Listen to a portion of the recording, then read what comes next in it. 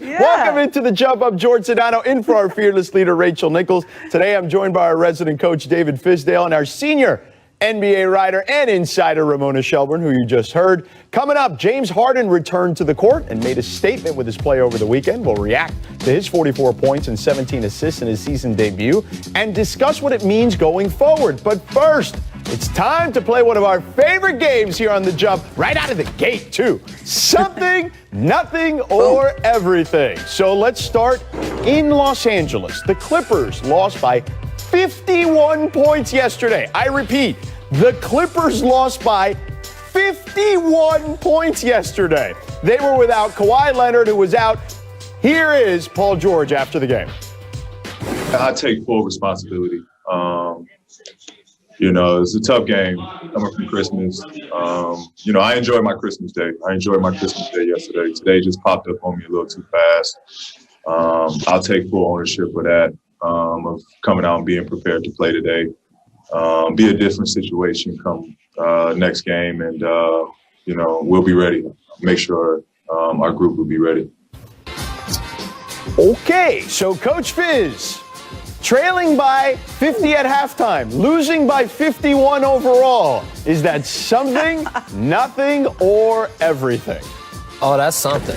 You can't just discount losing by 50. I know Coach Lou was digging deep into that bag, trying to pull all his tricks out to get the team riled up and get them moving, but that turkey was sitting on them and all of those fixings and everything. So, I think the good thing about this is Paul George took ownership of it, and he had an opportunity to show that he could lead this team without Kawhi, and he missed that opportunity. He'll probably have it again, but that's why I think it's something, because he has to be able to take this team and carry it for stretches during the season, and that's going to be very important. Look, I think it's nothing. I understand it looks terrible, but this is the third game of the year. They've looked great so far. They didn't have Kawhi. And, when Paul George basically, he just flat out said, look, I enjoyed my Christmas. I enjoyed it a little too much. Okay, it sounded like he got back from Denver and had a good time, right? And to me, it's like, look, you own that, and I like that he said I own that. I like that he said we had a little Christmas hangover there, and this happens. Like when you get down real early, this game was out of hand in the first quarter. I mean, I kept seeing the scores, and I was like, ooh, that looks really bad. And usually, if you close that gap by halftime, there's a chance it's not going to be ugly like that. But the second half was even. I don't know. I'm trying to find a bright side for him, but I think it's nothing. I think it's just a boat race kind of game. Good job, Coach. All right, I'm going to go in the middle here between you two. I'm going to create a new version. I know it's something, nothing, or everything, but I'm going to go snuffing, okay? Snuffing. Because it is a little bit of something, and it's kind of a little bit of nothing, okay? Right. Because it is the third game of the season, but my God.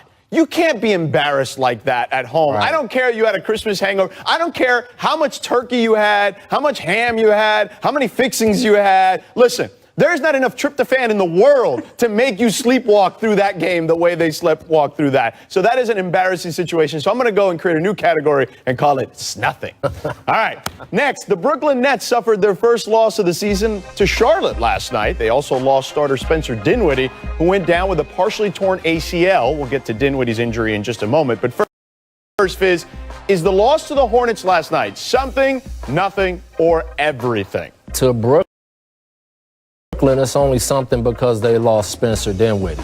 He's a critical piece to their overall success. He's a guy that plays next to Kyrie.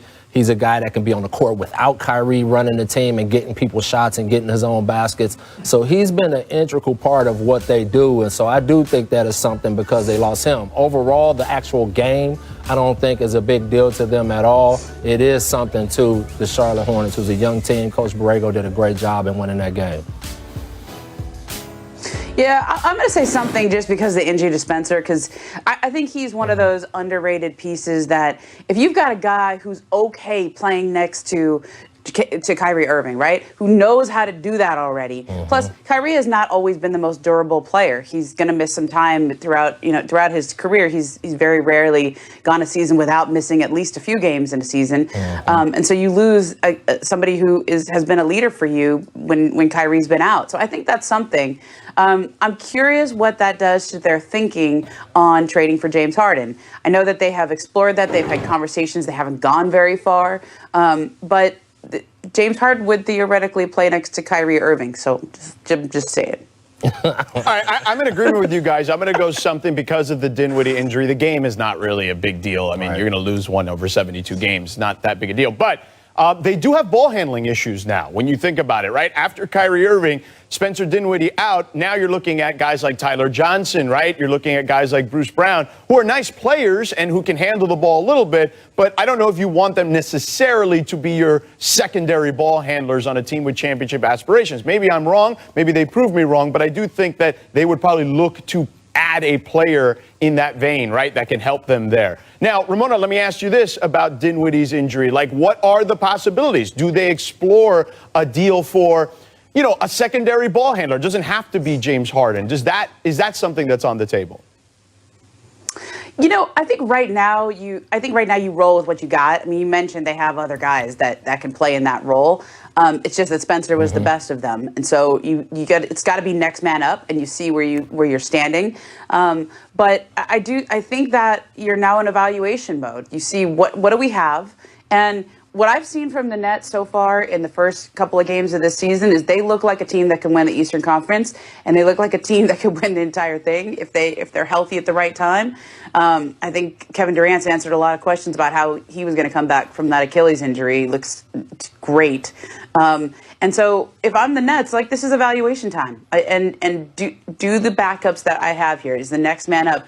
Is he good enough? If not, you got a couple of months to figure out what you're going to do about it. But, I don't know. I don't know if it changes their thinking in terms of James Harden. They can offer what they can offer, right? And Spencer Dinwiddie would have been part of that package. It's hard to trade an injured player. But that it does bring Brooklyn back to the forefront, at least in my mind, as a team that should look at a trade for James Harden. Because if you're in win now mode, you don't want to let an injury like that derail you. In NBA 2K, coach, you can't trade injured players, but I guess in the league you could do it. But what do you make of what Ramona had to say there? No, I think she makes some great points there, but I'm going to tell you, it's the kid that I coached there, Tyler Johnson, who you better not sleep on. Tyler is fearless. He's tough. He guards the ball. He's played backup point guard for us when I was in Miami. He can handle the role well.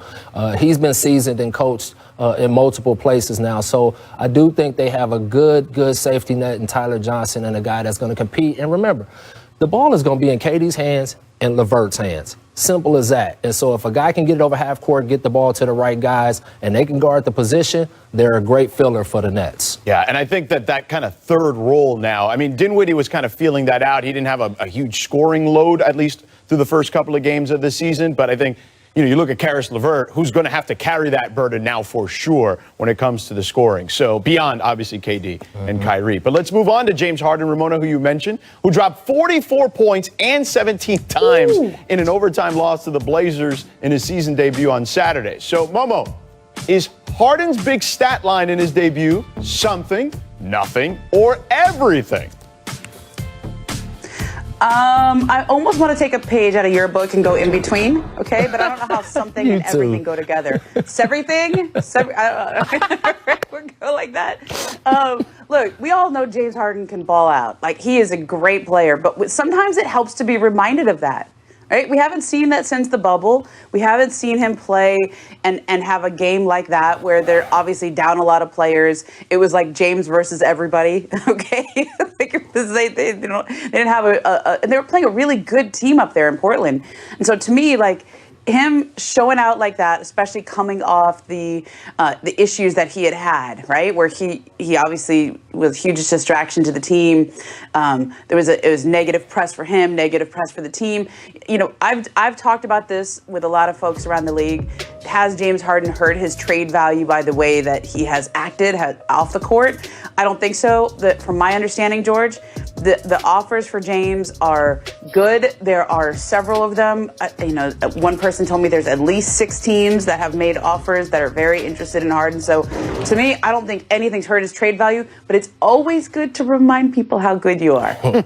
Absolutely. No, I think it's something as well. I think anytime you get to see that talent back on the court, and you can just see that even when he's a little distracted with all of the stuff that's going on, that's how good he is. He's still better than most players in the NBA, and he almost went up there to Portland and beat a really good Portland team. I haven't really praised Portland to the level that I should, but with Nurkic on the court, they look like a different team a lot of times. And so with James going up there and almost willing that victory, the reason I say it's something is because you are going to get Wall back and you're going to get Boogie back. And if they can get those 3 talents to play together where James is enjoying it and they are winning games, maybe Houston can reel them back in and get them back into the fold. That's going to be a tall task, but I think that's why it's something, is because he's back on the court and those other 2 guys are coming back soon. Yeah, I agree, and I would also go something. But here's the thing, not to mention, let's not forget about Christian Wood, who also balled out in that game, and the Rockets paid a nice chunk of change to bring him to that roster. I think that that's a kid also that you have to look at. I know a lot of executives perhaps looked at him and said, well, he's putting up big numbers on bad teams or whatever.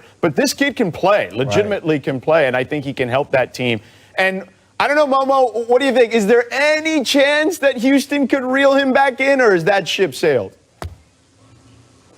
I'm never going to say never, okay? Right. Because I firsthand covered a team like that here in Los Angeles when Kobe Bryant wanted to be traded to literally anywhere but the Lakers back in 2007. I mean, he was, trade me to Pluto. I think that was the line that he used. So it has happened in the past. I don't think it's going to happen here. I think James wants to be traded. I think that's very clear. And I think all this does is remind his suitors, who, by the way, there are already, I'll say it again, at least 6 teams that I know have inquired about him. I think they already want him. It's about negotiating right now. And somebody very close to the situation told me last night, like, let's see what this does to the offers over the next week or 2, and to see how they improve. Not just by one game, he has to sustain this, okay? But this was a nice reminder, and I do think James still wants to be moving on and going someplace else. It's just a question of whether the Rockets can find a trade to their liking. All right, and we'll move on as well. Coming up, the Knicks had a hilarious bake fright. Scary Terry gets the pass here from LaMelo Ball and packs it up. Kevin Durant. He had a nice dunk against Brooklyn a few years ago, too. Fizz, why does Terry save his best for the Nets? Come on, man. The best bring out the best. That's what happens. And, KD is going to happen sometimes because he's always going to go after it. And that's what I like about KD. But nice, Scary Terry. Way to go up and punch it. Scary Terry playing really well thus far this season. Next, Miss the Grinch. Magic and Wiz off the miss. Thomas Bryant, he dunks it. Watch this. For the other team. Ooh. Ramona, is he still feeling that holiday spirit, you think?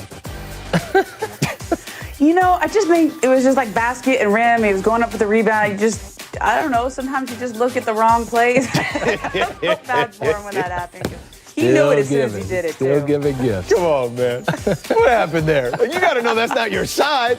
That reminds me of like Ricky Davis. Do you remember Ricky Davis went for that triple-double and tried to do the rebound off the backboard, off his own backboard that one time?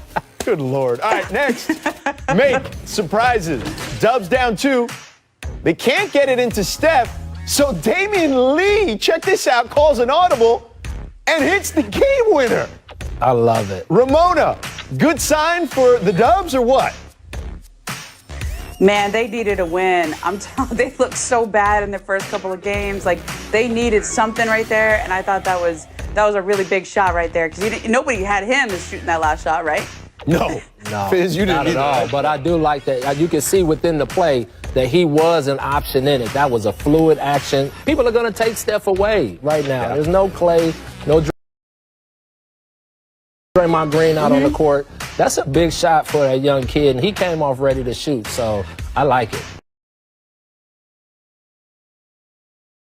As Shaq likes to say, sometimes the others need to step up. That's one of the others. All right, Miss Greed. Marc Gasol started in place of AD. He dished out 8 assists in 21 minutes. Fizz, you coached the man. How much better does he make the Lakers? Oh, scary good. Think about it. They were playing with 2 power centers who usually hurt spacing. Now you got a guy who can play from all ranges, getting people easy baskets, and I'm telling you, Kyle Kuzma is gonna eat with Marc Gasol. We're gonna see him play out that contract, and the Lakers made a great decision in giving him that money because he got Schroeder and Gasol to make him look better. Yeah, certainly Kyle Kuzma looked great in that game as well, courtesy of Marc Gasol, as you mentioned. We move on. Make dysfunction. Guess what? The Knicks did something funny. Reggie Bullock and Mitchell Robinson both had the same number 23 on the back of their jerseys. Bullock had his correct number 25 on the front, but somehow it didn't match the back. So, Ramona, how the hell does something like that happen? Look, there is an equipment manager somewhere, okay, who is finding a new job. Right? Like that, I can tell this happens. They sew the jersey numbers on all the time. They don't always have the same jerseys, right? Like they go through different jerseys, and you could just see how you were going fast. It's 23, it's 25, like. It happens, but it shouldn't. All right, time to run it back. The best wardrobe malfunctions ever in the NBA. So no Janet Jackson or anything like that, all right? I was there for that Super Bowl, by the way. Completely missed it. Check in, and he's wearing his warm-up shorts. Come on, Bees. Be easy. What you doing, baby? Oh, Wait, Bees. the best one, though, is AD at the Olympics, where he finally gets to go in, and he doesn't have his pants on. Remember that one? No, I know.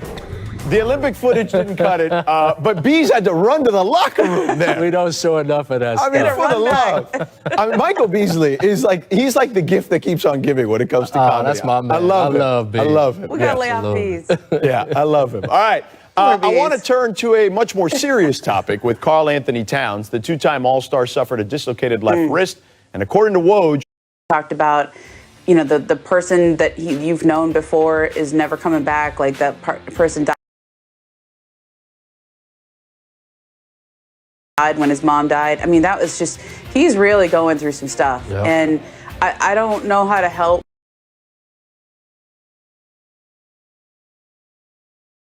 or any of us know what to say to Karl if you see him or something, but he's obviously going through a really hard time in his life. And, we know all of the relatives he's lost to COVID-19. And so now, basketball, we always like to say this thing, like basketball is a refuge, right? You're supposed to, escape your issues, your problems, and now he doesn't get to do that. But I like that he corrected people. Don't assume you know how somebody's feeling, right? Where he says, I'm still thinking about it when I'm playing basketball.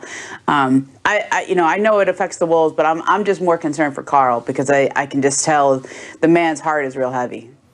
Yeah, it's just really a tough situation seeing him now get injured and having to push reset again on the season. I had, last year with the Knicks, I had 3 guys lose a relative within a 2-week span. And I understand what Coach Saunders the role he has to play in trying to be there for him and really trying to galvanize the team around him.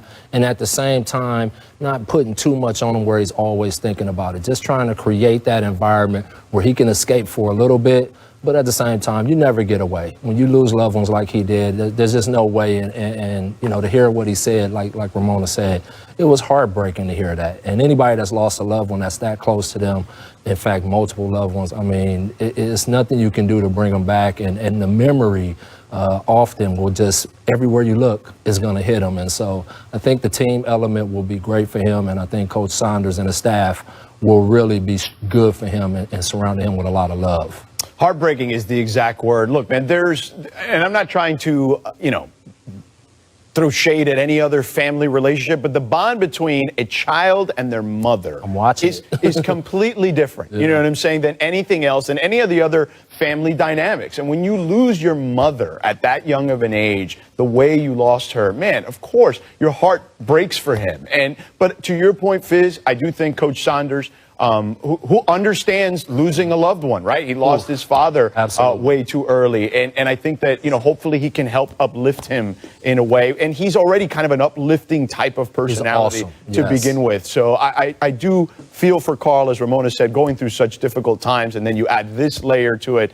It only makes it even more challenging. So all the best, obviously, to Karl Anthony Towns. All All right, coming up next, Steph Curry dropped 36 last night in a win for the Warriors after a rough pair of games, obviously, to start the season. Did Curry's performance last night change your view of the Warriors? Welcome back to The Jump. I'm George Sedano, in for Rachel Nichols, here with Coach David Fisdale and Ramona Shelburne. Unfortunately for the rest of the league, the Lakers' championship hangover only lasted for one game. The champs had 2 blowout wins this weekend. They beat the Mavs by 23 on Christmas Day. And then the 36-point win against the Timberwolves with Anthony Davis resting a calf strain on the first half of a back-to-back last night. So, Ramona, what impressed you the most about the Lakers this weekend? You know, I like their new guys. I like the way that Marc Gasol looked, especially last night. He just gives them such a different dimension to the way that they played last year. Like, he's such a great passer. And one of the things that LeBron James always talks about is playing with high IQ players, right? That was why he bonded so well with Rajon Rondo last year. Marc Gasol is exactly that kind of player. And it kind of reminds me, Fizz, you tell me if I'm off base, okay? Kind of reminds me of what Kevin Love did for the Cavs when LeBron was there. Big man who could space the floor, great passer. That outlet pass last night was like unbelievable. That's something Kevin would do. And it's just a dimension they didn't have last year that I think opens up a whole other side of their offense. Yeah, I agree with that. But I even think Mark is another level passer than even Kevin Love. Like, Mark is, he sees the game how LeBron sees the game, but he does it from the center position. And that's what I think makes him so unique for their team. So even LeBron, as we try to watch to see if he's going to age at all, watch how many easy layups and dunks he gets, so his numbers won't look like he's aging at all, because Mark is going to be able to get him easy baskets. Schroeder is going to be able to get him easy baskets, and we got to see that over the course of these games. I think the other thing that really impressed me about them was how they played without AD, and I think that's something that, you know, when I watched the Clippers without Kawhi, watching them without AD, that's going to be the tale of these teams, because somebody's always going to lose a stud. Can they keep the train rolling without that guy? And the Lakers showed that it is important to them to try to win it again. They were disappointed with that one loss, but they came back with a fury over the next 2 games. And I think we saw a picture of what they're going to be all year. I mean, Marc Gasol in the high post, Fizz, you and I talked about this just last week. I mean, he is unstoppable from there. Like, his vision, his court vision is great. He can play quarterback, honestly. Like, he can fit the ball in such tight windows. There's no doubt about that. And, you know, I'm glad you brought up the thing about LeBron. 7-foot quarterback. Yeah, for sure. Right. The thing about LeBron, there's this notion that, well, LeBron needs the ball in his hands and playing with another playmaker is a deterrent. On the contrary, if you look at LeBron's career, even when he was younger, when he had another playmaker around him to make life easier for him, he excelled. You know, whether it was Dwayne Wade, Kyrie Irving, you name it. There's a lot of guys there that move the ball to help him as well. He's obviously as unbelievable a passer as we've ever seen play the game. Him and Magic Johnson are in that conversation. But he certainly benefits from having those kind of guys. Yeah, and you look at, like, Dwayne used to get him, you know, length the court stuff when young LeBron wanted to outrun everybody. Now in the half court, Mark is going to be able to get him back cuts, you know, little easy spin outs and things like that that only a Marc Gasol or a Jokic type player can make. Those are the only kind of guys that can make those passes. And the way that Frank runs his offense, where he really gets the other guys to commit to moving without the ball, everything is with energy. Marc Gasol is going to make them so hard to beat as they move forward. Yeah, and it has unlocked Kyle Kuzma, as we've talked about. Ramona, Kuz has played well with Marc Gasol out there on the floor. Like, he just signed a new extension, and I think that this is it. Look, if he starts performing like we've seen here in the last game or two, then all of a sudden that thing looks like a steal, doesn't it? I mean, I thought the contract itself looked like a steal when it was, you know, 3 years, $40 million. I mean, I think he had visions of, you know, 60, 70 million, okay, when they were first talking. So for them to get him at that price, and it also takes away, I think, a lot of the drama around Kyle Kuzma, which was going to be a storyline and a sense of and a pressure for him and the Lakers all year long, because if they didn't do that extension, he was going to be eligible for restricted free agency. Obviously, there's always tension with him because he sees himself as a starter. Last night he got to start. Okay, he was the guy who went into the starting lineup, and I thought he looked great. He always plays great when he starts because he's got something to prove. But now you can relax a little bit. He got paid. It may not have been as big as what he wanted, but he still is getting $40 million the next 3 years. And I think for Kuz, it lets him settle into whatever role he's going to carve out for himself without every single game being a referendum on, are they going to give him a contract? Is he worth it? How much is he worth? Right.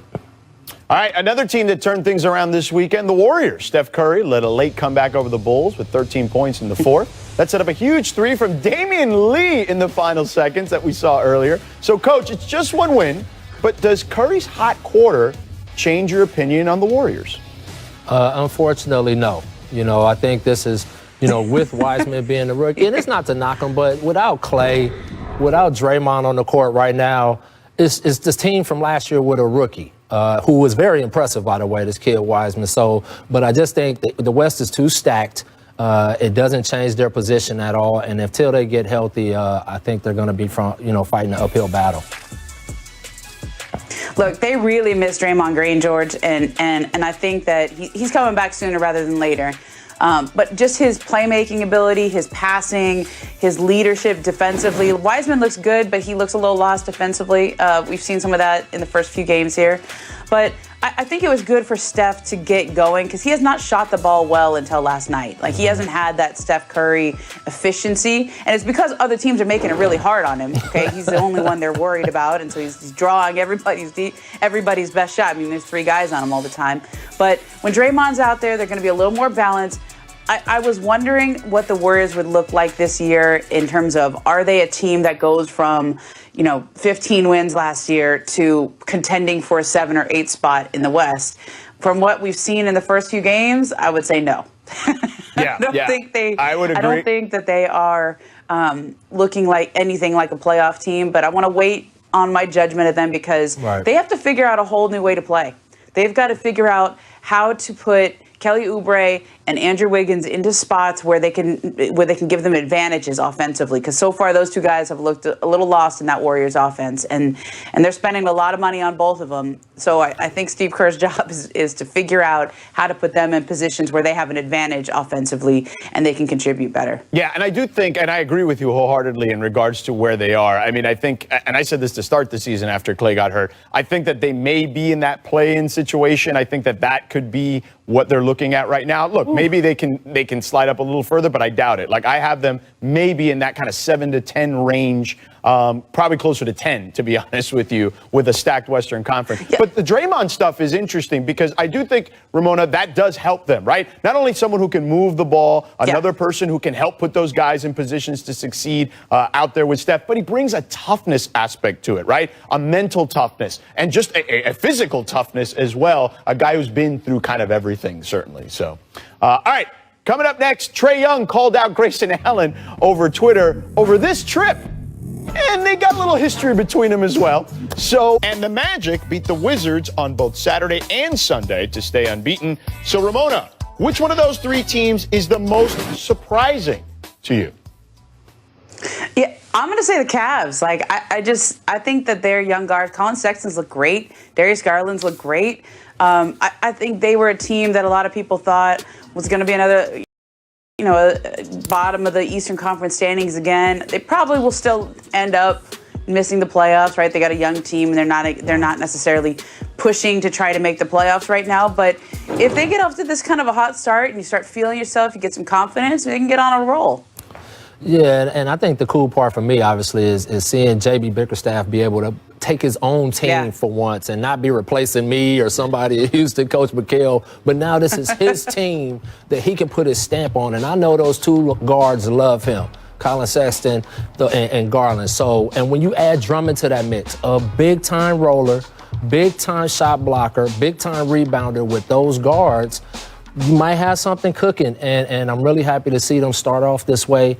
The thing will be, can they consistently show up defensively, which is most young teams' Achilles heel? Can they do it every single night or consistently most nights to give themselves a chance to win? I'm with both of you. Look, Indiana and Orlando have been playoff teams the last couple of years, so they shouldn't be a surprise that they would come off to a good start or get off to a good start. the Cavs have not been a playoff team by any stretch of the imagination over the last couple of years. And I really love this Darius Garland kid, man. I spent some time with him a little bit this offseason while I was doing some stuff here for ESPN as we were getting ready for the draft. He trained with a number of the draft prospects particularly. And I was just impressed wholeheartedly by his demeanor, his approach to the game. We know he could shoot, right? We know he can play basketball. I really feel like him and Sexton in that backcourt, man. Ooh, that is a lethal backcourt. I got to stop calling him his dad. I keep thinking of his father so much that I'd see him on the court and I see his dad. So Yeah. I'm like, yeah, man, but they are dynamic. They are fast and exciting to watch. And Sexton sets the tone for them defensively. You're talking about a bulldog, man. This guy gets after it. He picks the ball up. He's constantly in attack mode. So I think this is going to be a fun team to watch under JB. All right, it wouldn't be the NBA without some minor drama, of course. And the Hawks and Grizzlies game Saturday gave it to us. Trae Young took to Twitter to question Grayson Allen's defense here, providing video evidence of a possible trip. Allen decided to respond, saying, quote, "Damn, that must have really, really hurt. I'm sorry. I hope you're okay." Fizz, after watching the tape, do you think Allen tripped Trae intentionally?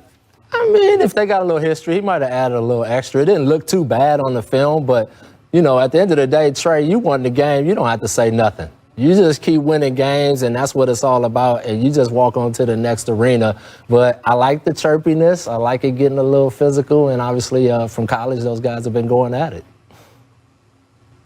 Listen, these guys were in the same draft class, okay? 2018. So when we were covering Grayson Allen when he was at Duke, and he had issues with this. This happened several times at Duke. Mike Krzyzewski had to sit him. Remember? I mean, this is like his reputation. So that's the thing with a reputation is that, you know, there's this little something called confirmation bias. Okay, so when you have a reputation and everybody thinks that you trip people all the time, and Trae Young, by the way, was at Oklahoma when Grayson was at Duke. Okay, so when people think you have this reputation, that's all they're going to see. Whether he meant to or not, he tripped him, he fell. And so I think that fits right into how you've always seen him. Coach, let me ask you this. Grayson Allen, he's one of those dudes you don't like to play against, but you probably want him on your team, don't you? Hey, look, at the end of the day, Grayson Allen might not be in the league right now if he wasn't like that. And so, you know, guys like that, they find roles on teams. They have an edge to them. They bring a competitiveness every day to practice and an intensity to the games, and his teammates probably love that stuff. But at the end of the day, that's who he is, and that's what's making him an NBA professional right now. All right, up next, what will James Harden do for an encore tonight? We'll discuss. But first, time for our second time here on The Jump. Carmelo Anthony did not travel with the Blazers for tonight's game against the Lakers for health protocol reasons. Portland plays the Clippers on Wednesday. And what would Melo's absence mean to Portland, especially if it continues past this evening, Coach? Well, I think he's a huge piece to what they do. He's that big forward that can create matchup problems offensively. Defensively, obviously, he can do a lot of switching and things like that for him. He moves around from the 3 to the 4, so he gives them a lot of versatility and a lot of shooting as well. So that would be a big loss for them as they try to continue to get off to a good start if they can and get ahead of teams. All right. I mean, look, Carmelo is an important piece for them, but they we're going to see this all year long. Just somebody's out for health and safety protocol reasons, and it's probably going to be, 4 or 5 days every time. All right, Mama, we're going to move on here because we got one more surprising upset from this weekend, and that was the Knicks soundly defeating the Bucks 130-110. New York's first win of the season. Julius Randle outscored Giannis. Fizz, Bucks blowout loss to New York, a big deal? Not for the Bucks, but I thought it was a great win for the Knicks. It's a confidence builder for them, a team that's going to obviously have to figure out their way. But for Elfrid Payton and for Julius Randle, they played big games. Momo? Yeah, look, congratulations, Tom Thibodeau. I'll say it. I don't want Fizz. I don't want to put you in that position because that's a tough one, right? I got love for them Knicks, As your former team, you got to congratulate the new coach, right? Yeah, I got love for them. That Tibbs is my man. Yeah. So, hey. Win, win, win, Nick. But I thought that was a good win for them in the sense that, you beat the best team in the East from last year. Absolutely. And we've always known they had that in them. It was just a question of, can they all be healthy? Can they do it consistently? I think it's a big win for the Knicks. I don't think there's any question from a confidence standpoint. I will say this about the Bucks. You got a lot of new pieces. I'm curious to see how those pieces fit as the season progresses. I don't know if it's going to be a rocket ship like it's been in previous years. They enjoyed that Paul George Christmas. Yeah. Our League Pass game of the night tonight is Rockets-Nuggets. One team will get their first win of the season tonight. Nikola Jokic, by the way, is averaging a triple-double thus far, while Harden is coming off a 44-17 game in the Rockets' opening loss to Portland. So remember, no John Wall, no DeMarcus Cousins, or Eric Gordon. They're all still in quarantine. So, Fizz, do you expect Harden to pick up where he left off this weekend? Absolutely. I don't know if it'll be a 40 ball or not, but he's still going to put up big numbers. We're talking about James Harden. I mean, it's one of the great scorers this league has ever seen. And so, like I said before, obviously he's got a chip on his shoulder. He is wanting to come out and show people that he is still James Harden, MVP caliber player. And he would love to go in and get a win against Denver, who's one of the best teams, obviously, in the West. Well, what's impressive to me about what Harden did against Portland, and let's see what he can do against Denver, is it's James versus everybody, okay? I mean, usually when you have one player that the defense is keying on, they devise some strategy. You have 2-3 guys on him all the time. Every shot's contested. With James, though, it doesn't matter, because if you contest a shot, he'll draw the foul and he'll get to the free throw line. I mean, he's one of those players that even when you key on him, even when you know what he's doing, he can still score. And I think he's always been able to do that. Let's see if they can get a win, though.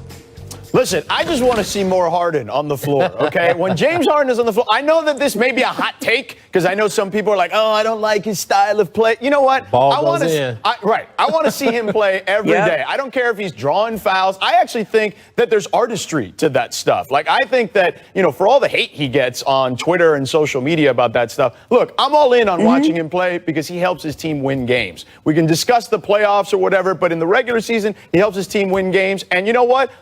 There's a lot of superstars historically that we've questioned in the playoffs, and then eventually they win, and then everybody has to eat their words after the fact. That's all I'm going to say about James Harden. But anyway, this just in at the buzzer. The NBA has fined Sixers GM Daryl Morey $50,000 for violating the league's anti-tampering rule after posting and then deleting a tweet celebrating a Harden Rockets anniversary. Woj reports that Morey said the tweet was an inadvertent post from an automated app.